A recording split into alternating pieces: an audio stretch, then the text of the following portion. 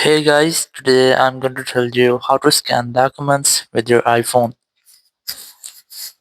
If you're using any iPhone and you want to scan documents, let's see how can you do that.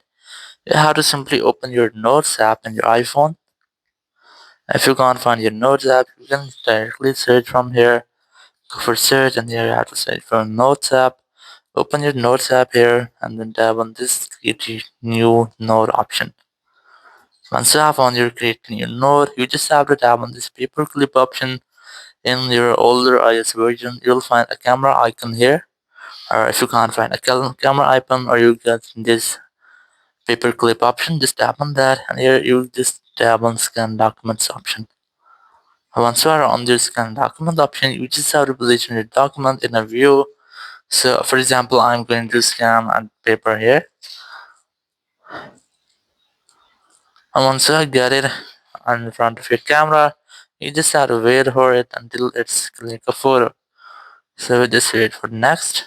So in this way, you can easily scan multiple documents. So just go back to tap on this done option once you have done, and your document is ready.